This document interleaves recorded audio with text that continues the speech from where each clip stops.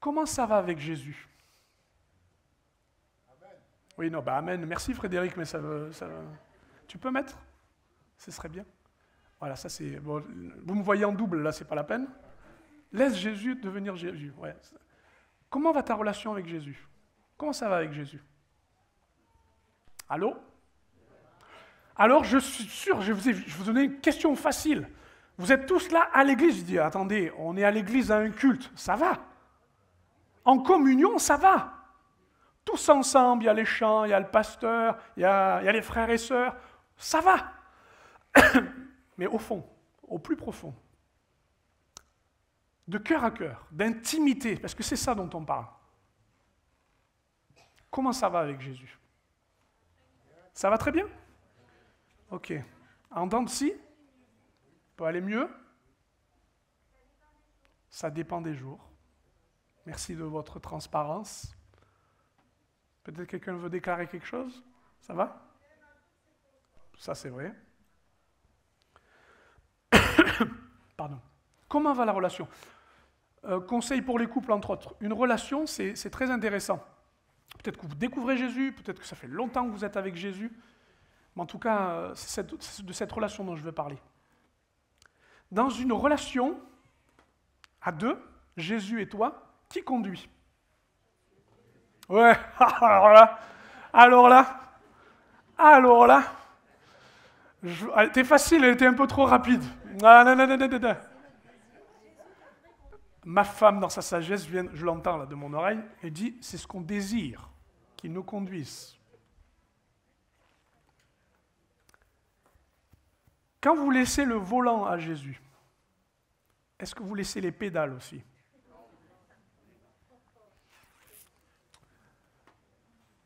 Voilà. Je demande à ma fille son autorisation d'en parler. Ouais, c'est bon, merci. Ma fille est en conduite accompagnée. C'est elle qui conduit. Mais elle ne freine pas comme je freine. Elle n'accélère pas comme j'accélère. Elle approche trop près des trottoirs. Pour moi, hein, pour moi. Mais elle conduit. Quand elle conduit, je lui dis à chaque fois ce qu'il faut qu'elle fasse. Ralentis. Accélère. En fait, ma fille est le joystick, la manette. C'est pas vrai, hein, j'apprends à me taire. Vous comprenez le danger? Le danger des doubles commandes? Je te laisse, mais je dirige. Moi, j'ai une chose incroyable. J'ai une voiture avec un compteur kilométrique. J'ai un compteur kilométrique qui me parle. C'est même pas une option, j'ai un compteur électrique. Quand j'accélère, j'ai une voix qui me dit « tu vas trop vite ». En fait, c'est pas le compteur, c'est ma femme.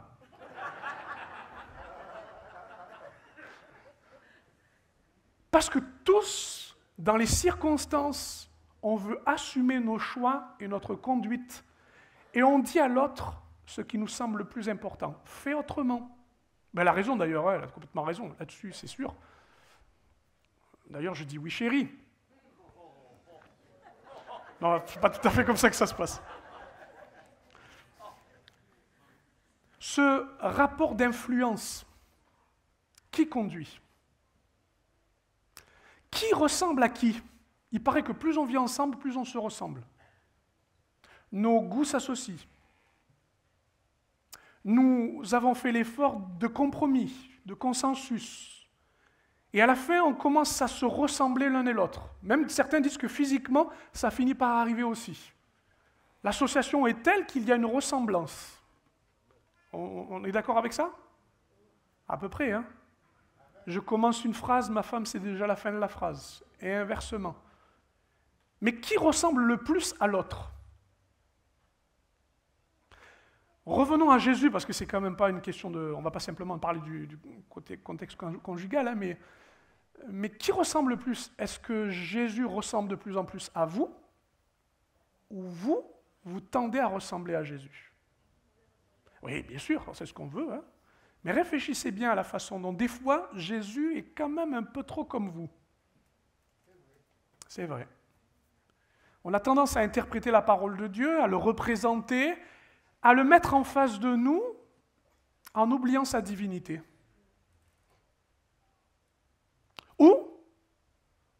puisqu'il est humain, a oublié puisqu'il est divin, d'oublier son humanité.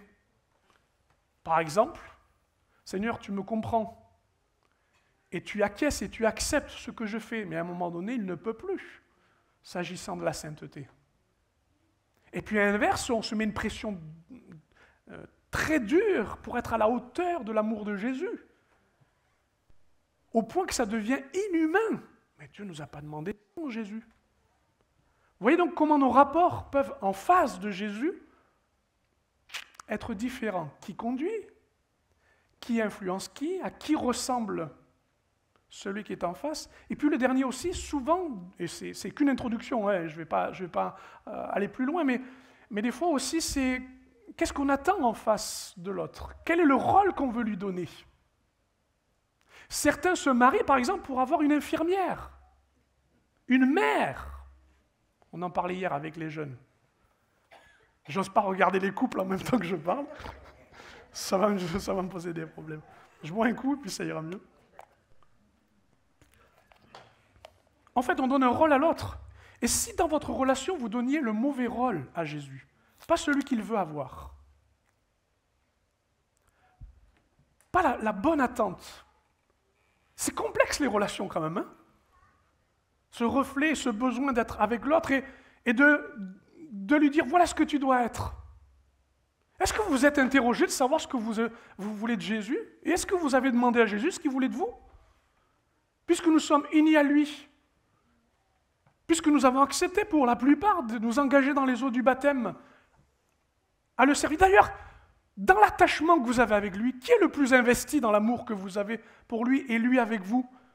Qui est le premier à dire « tu me manques » ? Retrouvons-nous. Parlons-nous. Quel est le premier qui a ce besoin de dire « au fait, t'es où? J'ai besoin de toi. » Dis donc, qu'est-ce que tu es en train de regarder là-bas? Regarde un peu par ici. C'est moi qui compte. Vous l'avez compris, ce rapport d'affection, d'attachement dans lequel on est investi. Qui est le plus investi dans votre relation? Est-ce que vous êtes amoureux de Jésus? Ou du moins que vous y êtes attaché au point que vous veillez à cette relation, à l'entretenir? Ou c'est lui qui souvent doit vous dire « Hé, je t'aime, mais j'ai besoin qu'on se retrouve. » Ça va, vous êtes toujours là?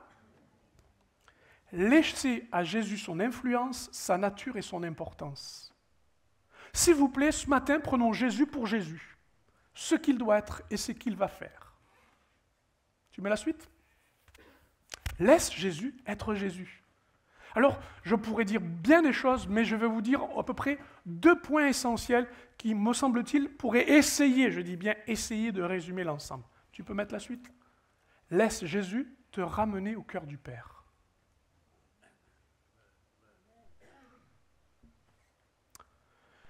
Un texte de l'évangile de Jean, au chapitre 1er, au verset 18, dit ceci. Je crois qu'il y est. Personne n'a jamais vu Dieu. Dieu, le Fils unique, qui vit dans l'intimité du Père, il nous l'a révélé. Qu'est-ce que ça veut dire? Ça veut dire que quelqu'un est au cœur même de Dieu. Dieu qui, comme créateur, est appelé Père. Père qui sait qu'il a perdu son enfant à cause du péché. Et qui sait que ce cœur-là ne peut pas simplement être dans la colère ou dans l'attente ou le reproche, mais veut aimer ses enfants. Et pour cela, non pas qu'il crée Jésus, mais issu de Dieu lui-même, du sein du Père, parce qu'il connaît qui est le Père, puisqu'il est le Fils, il va vers nous. Quelqu'un qui vous parle de quelque part sans qu'il y soit allé, ne l'écoutez pas.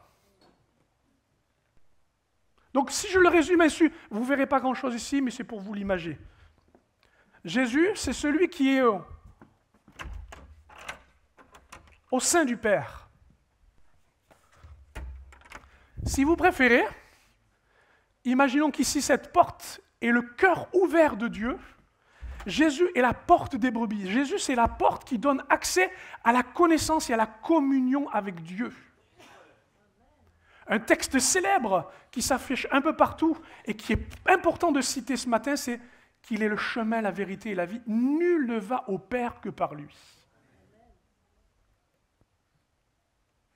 Un autre texte dit ceci, Dans Jean 6, 46, ce que nul n'a vu le Père, sinon celui qui vient de Dieu, celui-là a vu le Père. En vérité, je vous le dis, celui qui croit en moi a la vie éternelle.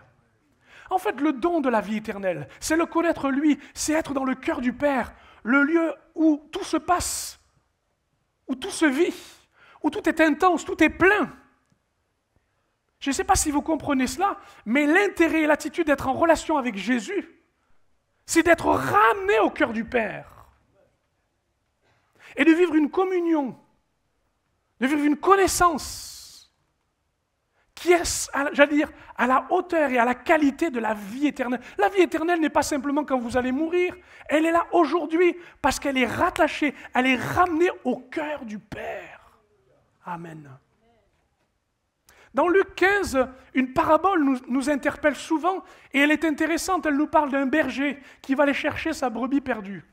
Vous connaissez ça? Elle est une belle image du berger, de la brebis. Et il nous est dit que quand il va aller la chercher, laissant les autres, il va la ramener. Le texte nous précise ceci. Il nous dit qu'il va après elle jusqu'à ce qu'il la retrouve. Lorsqu'il la retrouve, il la met avec joie sur ses épaules. C'est vrai que dans la relation avec Jésus, souvent dans le salut qu'il veut manifester, parce que c'est ça, le berger va sauver sa brebis, et il va se réjouir avec tous les autres pour dire, ça y est, elle est ramenée. Tout le monde est d'accord avec ça. Ça me paraît assez évident, mais c'est bien quand même de l'expliquer. C'est important de se rendre compte que dans cette relation, le berger a des yeux. Et on demande à Jésus de regarder, de lui demander ce qui se passe. Vois, Seigneur, vois où j'en suis. Et on sait qu'on est étonné de savoir qu'avec ses yeux et son amour, il nous cherche. Et il veut nous trouver. Amen. Donc il n'est pas aveugle en ce moment. Il sait très bien où vous êtes et ce dont vous avez besoin. Un berger, il est capable de distinguer la brebis parmi des centaines. Il sait quelle est sa santé, ne serait-ce qu'en regardant sa laine.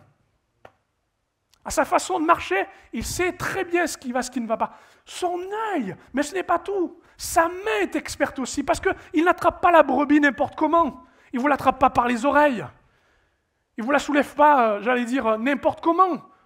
Il la saisit comme il faut pour que non seulement elle soit sauvée, mais qu'elle soit aussi, j'allais dire presque paralysée, pour qu'elle ne se blesse pas elle-même dans son affolement. La main de Dieu, la parole qui nous saisit parfois, cette main qui s'étend jusqu'à nous et qui vient dans nos circonstances et dans nos cœurs, elle ne vient que de seule chose, d'un berger qui a les yeux et la main, mais il nous est parlé d'épaules sur lesquelles il repose. Et on aime les épaules de Jésus, parce qu'on se dit, Seigneur, rassure-moi, sois avec moi, porte-moi. On a tous raison de dire ça. Amen. Le problème, c'est qu'on s'arrête ici. Et à chaque fois, on lui dit, Seigneur, regarde-moi. Seigneur, viens me chercher où? Atteins-moi, saisis-moi. Oh, Seigneur, porte-moi sur les épaules. Mais on oublie la fin de cette parabole, qui dit, réjouissez-vous avec moi. Il exprime quelque chose qui est avec son cœur. Un berger qui est content d'avoir rassemblé tout son troupeau. Parce que le berger n'est pas le propriétaire. Le berger, c'est le serviteur. Le propriétaire, c'est le Père. Qui a ramené ses brebis à lui, dans lesquelles il y a sa bergerie. Toute l'action du berger dans son salut, il vous aime, il vous guérit, il vous ramène, il vous prend en charge, il fait tout ce que l'Évangile annonce, et on a raison de l'annoncer, alléluia, pour que vous soyez ramenés au cœur du Père. N'oubliez pas cette étape. Parce que cette étape a son importance. Écoutez ce que dit l'Évangile de Jean, chapitre 10, au verset 15. Comme le Père me connaît, et que comme je connais le Père, je donne ma vie pour mes brebis. J'ai encore d'autres brebis qui ne sont pas de cette bergerie. Celles-là, il faut que je les amène. Elles entendront ma voix. Il y aura un seul troupeau, un seul berger. Le Père m'aime parce que je donne ma vie afin de la reprendre. Personne ne me l'ôte, mais je la donne de moi-même. J'ai le pouvoir de la donner, j'ai le pouvoir de la reprendre. Tel est l'ordre de ce que j'ai reçu de mon Père. Le berger qui est serviteur va au bout de lui-même, donne sa vie, afin que la brebis ait la vie. Ça, c'est l'expression du cœur du Père. C'est la mission que Jésus s'est donnée pour le Père. Alors je vais le résumer ainsi. Jésus est un serviteur, mais il n'est pas simplement à notre service. Il est serviteur, mais il est au service de notre relation avec lui. C'est quand même différent. Parce qu'il se peut que parfois nous soyons déçus, surpris, alors que Dieu veille toujours à notre relation, à ce travail de relation avec lui. S'il te plaît, ne te contente pas de l'épaule de Jésus. Va jusqu'au cœur. Va jusqu'au cœur. Parce que quand tu as le cœur, tu n'as pas besoin de rien d'autre. Il y a tout. Il y a tout. Ça va? Puis la deuxième chose, si Jésus ramène ma vie au cœur du Père, tu peux mettre la suite? Voilà. Laisse Jésus prendre le chemin de ton cœur. Alors ça,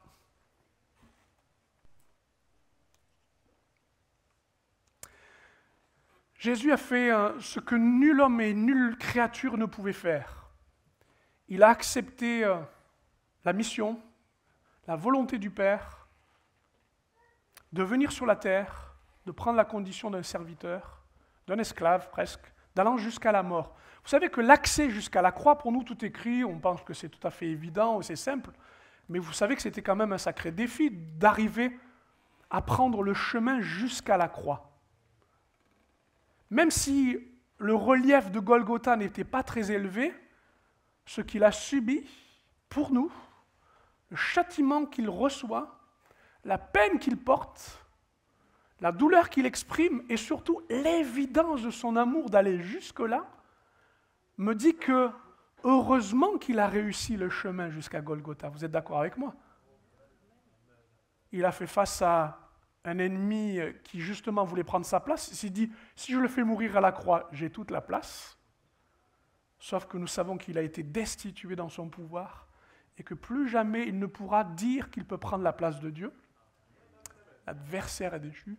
Nous ne pourrions plus dire que nous sommes soumis au péché, qu'on ne peut plus s'en sortir. Nous savons qu'en Jésus-Christ, par son sang, non seulement nous sommes vus comme justifiés par le sang, mais que par le sang nous sommes séparés du péché, gloire à Dieu. Et que dire encore, concernant tous les attraits et la puissance qui nous amènera à vouloir pécher, ces choses sont acquises. Heureusement qu'il a réussi le chemin de la croix. Je veux dire encore une chose. Heureusement qu'il a réussi le chemin vers le ciel. Amen. Il est venu du ciel, mais heureusement qu'il a inauguré une route nouvelle pour nous.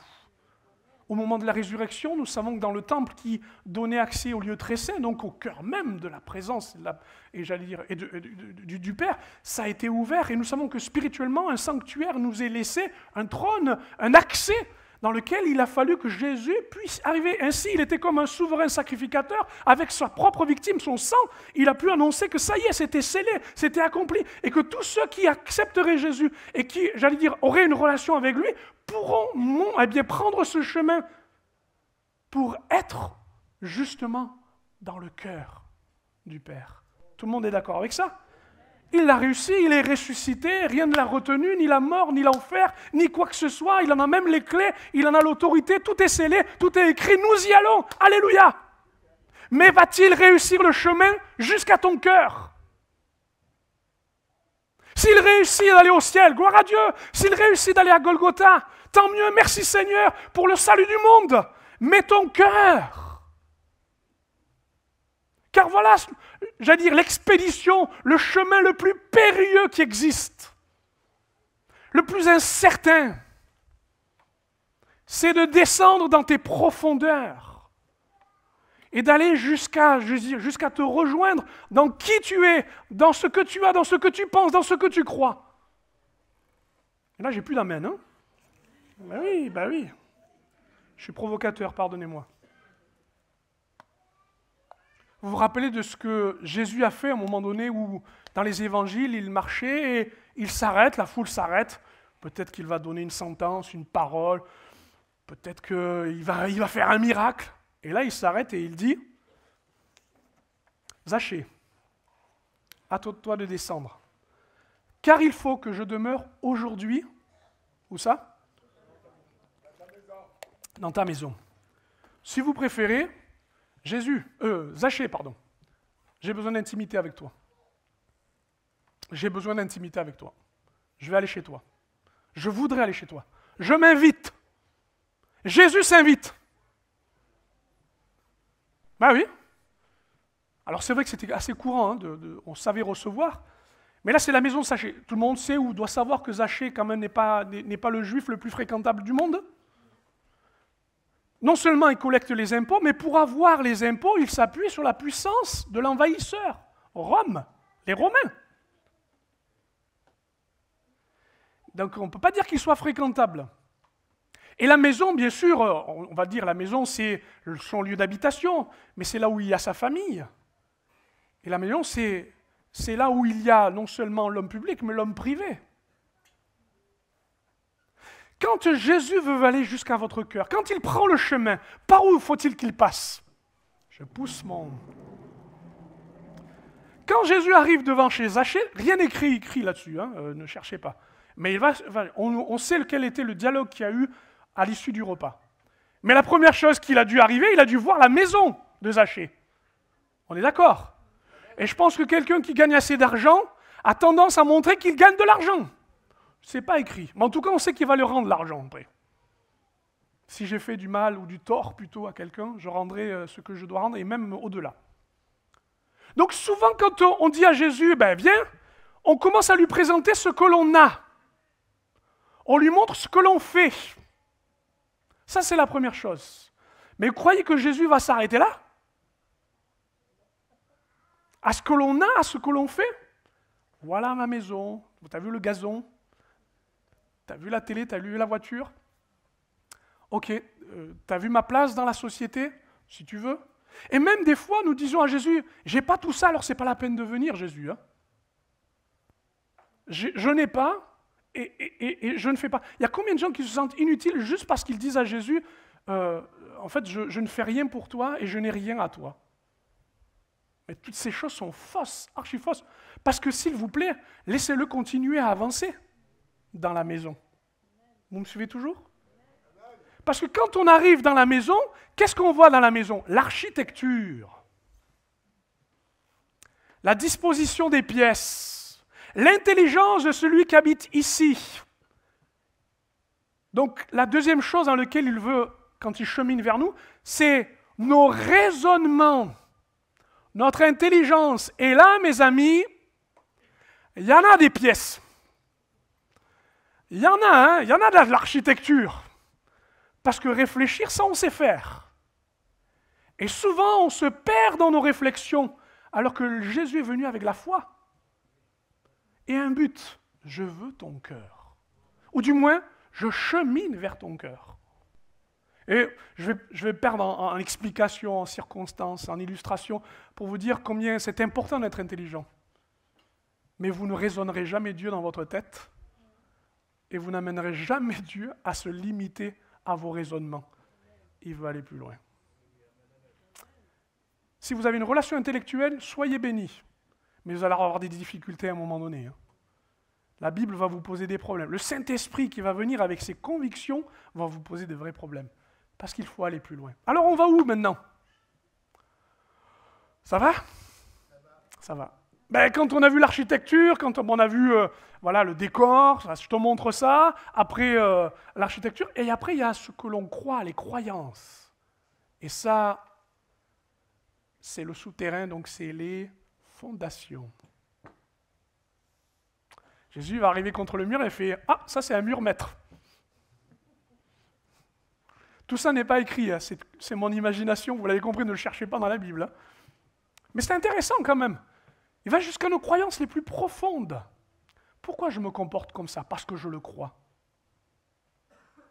Pourquoi je réagis comme ça? C'est parce que je crois ces choses. Ça vient même de ma fondation intérieure. Éducation et tout ce qu'on peut imaginer. Et je m'arrête là parce que sinon on peut là aussi prendre beaucoup de temps à essayer de développer ça. Moi je vous dis juste, Jésus avance. Jésus avance. On ne sait pas ce qu'ils se sont dit. On ne sait pas ce qui peut-être a été annoncé aux oreilles de Zaché. Ce que je sais, ce que le texte au moins me finit par me dire, c'est qu'il était dans la maison en train de souper, de manger avec lui. Et ça, c'est un signe fort. Manger ensemble. Manger ensemble. Ça veut dire quand même quelque chose, hein?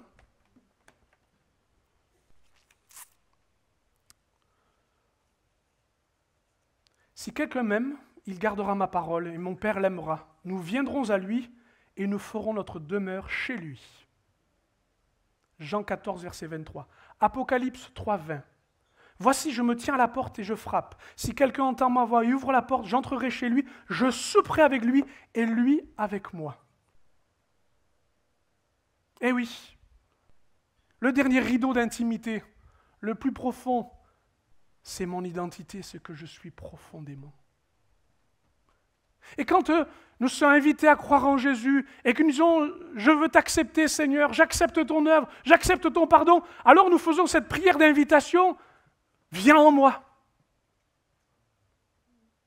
Alors il vient. Il regarde le gazon que vous avez bien tendu, qui est tout propre, la voiture qui est bien rangée, et puis il avance et il voit l'architecture, il dit « C'est bien, mais il veut aller jusqu'au souper ».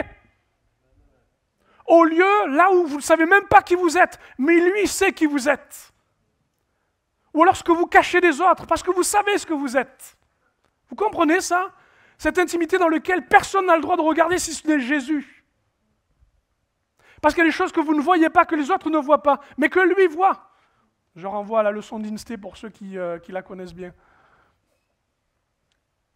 Et je pourrais continuer à vous dire que s'il y va, c'est pour s'y installer, les amis. Parce qu'en fait, Jésus, quand il dit « Je veux demeurer dans ta maison », il se présente en hôte, en invité. D'accord? Mais en fait, l'intérêt, c'est de ne plus être l'invité. C'est d'être le maître de la maison. Alors attention, vous dites « Ouh là là là là, attendez, toutes mes possessions s'en vont ?» Oui, oui. En fait, c'est mieux que ça. C'est pas le maître, c'est le fils de la maison. C'est plus intéressant. Il y a 3 statuts dans une maison, 3 conditions sociales ou voilà, dans une maison. Il y a le serviteur, auquel on attribue des tâches précises dans la maison. Vous pouvez l'imaginer, hein, pour faire fonctionner une maison, ça c'est une chose. D'accord? Il y a l'hôte, il y a celui qui vient, qui met les pieds sous la table. Enfin, il n'y avait pas de table, mais vous avez compris. Et puis il y a le propriétaire, où on l'appelle le fils de la maison, c'est-à-dire celui qui a les biens de la maison. Celui qui a le bien de tout ce qui est, et de tout ce qui un jour, eh bien, sera. Et tout ça, je le dis parce que souvent on considère notre relation avec Dieu comme des sphères bien distinctes, mais nous sommes dans une idée, si vous comprenez cela, de Jésus qui va vers un chemin, qui poursuit son chemin. Et comment faire quand la maison est abîmée? Comment faire quand la maison a été cambriolée? C'est là où tout l'intérêt, c'est de laisser approcher Jésus. Comment faire quand d'un seul coup, Jésus dit « Je veux bien être dans cette maison ». Et vous savez quoi? On va nettoyer les placards. C'est tout ce que je n'arrive pas à ranger et à montrer aux autres. Eh bien, on va le nettoyer. On va transformer. On va réparer. C'est là l'intérêt de Jésus qui prend le chemin de ton cœur.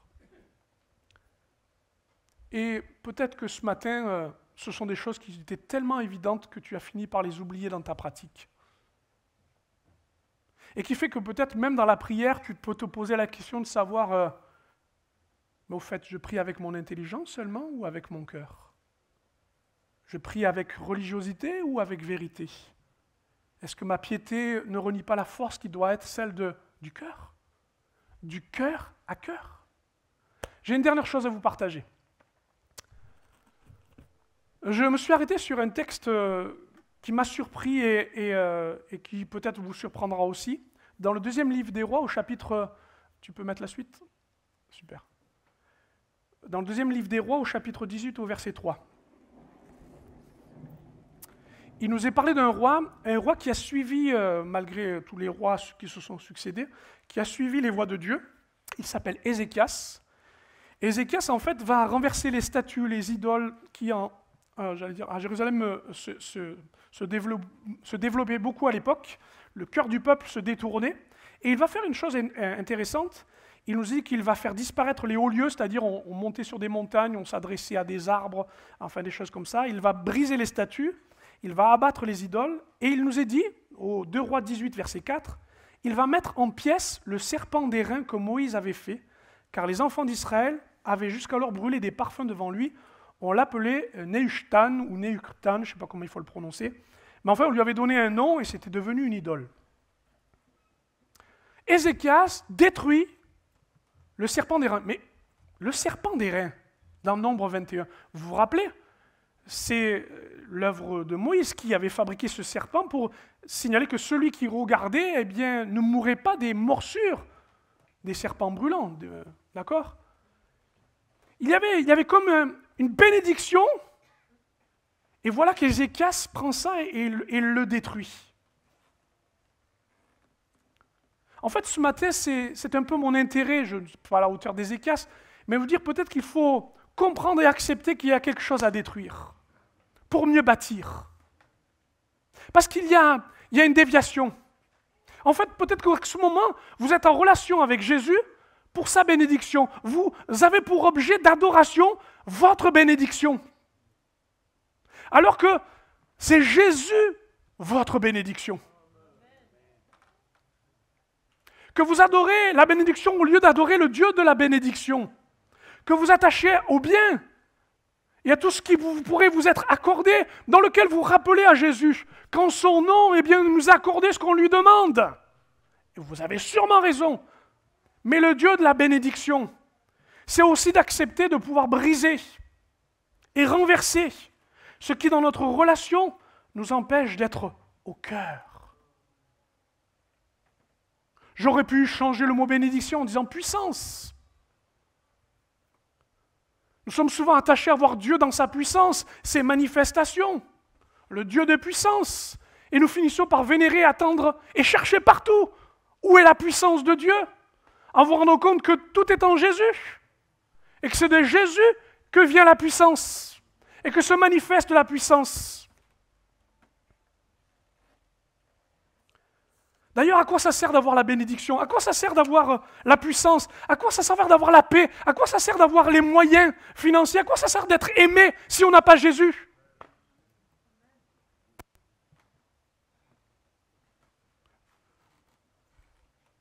Prenez ce que vous voulez, mais donnez-moi Jésus. C'est ce que ça veut dire. Ézéchias dit, on n'a pas besoin de ça parce qu'on a besoin de plus important. Un vieux chant, un vieux cantique, que peut-être quelques-uns sauront fredonner, qui dit ceci: donnez-moi Jésus, oh donnez-moi Jésus, le sauveur des perdus, l'ami tant désiré. De mon cœur altéré, il n'est point de bonheur. Sans ce divin sauveur, aussi je ne veux plus que le nom de Jésus.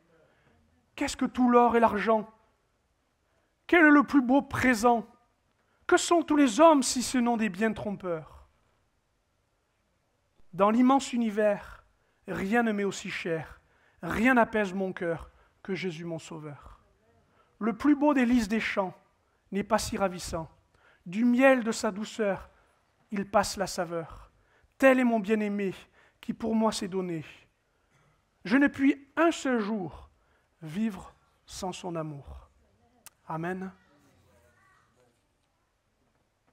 Alors je veux vous demander de faire un exercice qui va vous être sûrement et péniblement difficile. Est-ce que vous avez pour la plupart des téléphones? Oui, je vous autorise à le prendre en main, à cet instant. Oui, oui. Si vous n'en avez pas, est-ce que vous auriez peut-être un stylo et un papier? À la rigueur, ça peut fonctionner. C'est juste pour écrire quelque chose sur votre téléphone portable. Est-ce que vous avez la possibilité d'écrire quelque chose sur votre... Si vous ne savez pas où on écrit sur votre téléphone avec les notes, vous faites idée d'enregistrer, sinon vous prenez un bout de papier, hein, c'est pas gênant. Ok. Vous en faites pas, je ne vais pas ramasser les téléphones après. Hein. quel serait pour vous, faites-le mentalement si c'est un peu difficile pour vous, mais c'est juste un exercice, c'est une façon de mettre en pratique ce que je viens de dire. Quelle serait pour vous la plus précieuse et la plus grande des bénédictions dans votre vie? S'agissant d'une personne? S'agissant d'une situation? Je dirais ceci, hormis le salut, d'accord? Hormis le fait d'avoir été sauvé. Parce que c'est irremplaçable. Vous verrez pourquoi je vous en là par la suite. Ça va? Je ne vais pas vous demander de le lire, je vous laisse y réfléchir et le noter. Ok. Pendant que vous êtes en train de l'écrire, imaginez qu'en Israël, le serpent d'airain rappelle à chaque fois pour tout le peuple la bénédiction qu'ils ont eue. On a traversé le désert et Dieu est avec nous et ce serpent nous dit que nous avons été pardonnés de nos murmures et qu'on a su traverser. Et jusque-là, Dieu nous a secourus. C'est la marque d'une bénédiction. Cette expérience passée de la bénédiction me dit que je suis béni. Voilà où est ma bénédiction. Et Ézéchias arrive et il prend cet alliage et le brise et le jette par terre. Vous l'avez noté, c'est bon? Est-ce que vous accepteriez d'imaginer un seul instant, que Dieu vous commande d'effacer lettre par lettre la bénédiction que vous venez de noter? Je ne peux pas effacer mon enfant. Je ne peux pas. C'est ma bénédiction. Et vous avez tout à fait raison. Seulement, parmi toutes les bénédictions, par tout ce qui s'attache à votre cœur, Jésus est plus important. Jésus est plus important. Jésus est le plus important. Parce que si vous effacez à cet instant-là la bénédiction que je viens de noter, j'aimerais vous dire que Jésus, c'est le roi des rois, c'est le Fils de Dieu, c'est l'invincible, c'est le pain de vie, c'est le Messie, c'est Emmanuel, c'est l'agneau de Dieu, c'est le Seigneur des seigneurs, c'est le chemin, la vérité et la vie. C'est le prince de paix, c'est le rocher, c'est la parole de Dieu, c'est l'alpha, l'oméga, c'est la lumière du monde, c'est le lion de la tribu de Juda, c'est le rejeton de David, c'est le seul médiateur, c'est le Messie, c'est la manne cachée, c'est le Fils du Très-Haut, c'est la vraie lumière, c'est le vrai cep, c'est la pierre rejetée, c'est le narcisse de Saron, c'est le maître, le rabbi, c'est le lys des vallées, c'est le bon berger, et je continuerai, et je continuerai. Parce que tous ces noms, tous ces titres sont pour vous la bénédiction et peut couvrir eh bien, tout ce que vous pourriez perdre et tout ce que Dieu vous demanderait de briser, de perdre.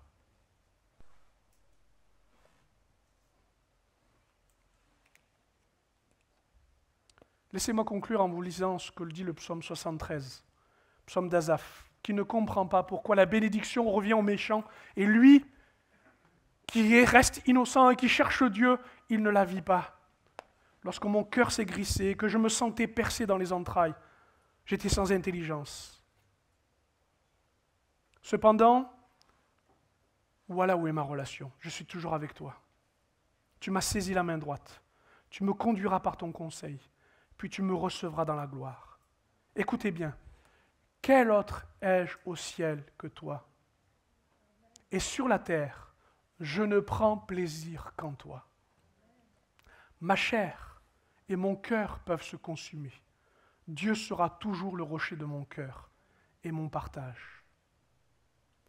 Le dernier verset dit ceci, « Pour moi, m'approcher de Dieu, c'est mon bien. »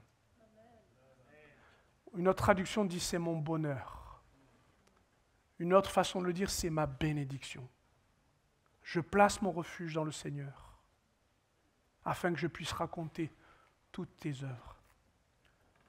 Votre bien le plus précieux, c'est de faire de Jésus dans votre relation celui qui vous ramène au centre, ramène au cœur, et qui fait l'effort incroyable dans son amour de descendre jusqu'à vous, jusqu'au plus profond de vous-même, pour faire de votre vie son habitation.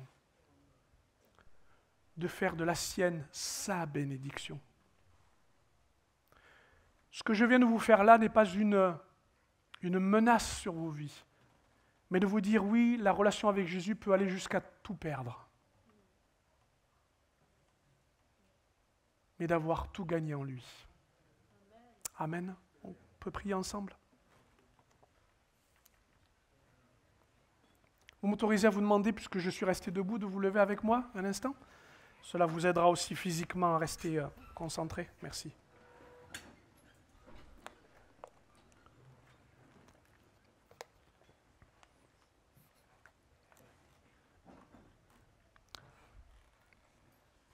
Quels sont ceux qui veulent dire avec moi, Seigneur Jésus, je veux aller jusqu'au bout de ma relation avec toi. Jusqu'au bout. Et pour cela, je voudrais vraiment que Jésus se révèle à vous encore et encore différemment. Qu'il ne soit plus simplement le serpent d'airain d'hier, mais qu'il soit votre bénédiction d'aujourd'hui. Que vous ne soyez plus dans ce contrôle, dans cette influence où vous êtes en train de transformer Dieu, mais dans cette réalité profonde. Tu me prends avec toi, Seigneur, et tu me ramènes au cœur. Et quand je suis au cœur, je me laisse faire, Seigneur, et tu descends en moi, dans mes profondeurs. M'autorisez-vous à vous demander de pouvoir prier avec vous et pour vous. Si c'est votre désir le plus profond, si vous souhaitez justement vous saisir de cette main que vous connaissez sûrement, mais qui pour aujourd'hui vous ramène à l'essentiel, eh bien faites comme moi, levez votre main au-dessus de vos têtes et saisissez Christ. Seigneur, que la nuit devienne plus dense et qu'elle devienne ténèbres pour nous, peu importe. Seigneur, que notre confort, et ce n'est pas agréable du tout, Seigneur, soit diminué. Que notre réputation, et ce n'est pas simple, soit atteinte. Peu importe, donne-nous Jésus. Ce que nous voulons avant tout et pour tout, alors que nos mains sont levées, c'est ton cœur. Parce que tu veux le nôtre. Pardonne, Seigneur, les faux semblants. Je vais le dire comme ça, les formes de chantage et de manipulation qui n'ont fait qu'une seule chose, nous faire perdre du temps et perdre la raison. Et à cet instant, à ce moment, je te demande une seule chose, que ton bon esprit, tout comme il a visité le temple, tout comme il a visité le tabernacle, tout comme il a rempli Jésus, nous remplisse de toi. Afin que, Seigneur, nous laissions Jésus être Jésus et devenir meilleur. Au nom de Jésus. Amen. Amen.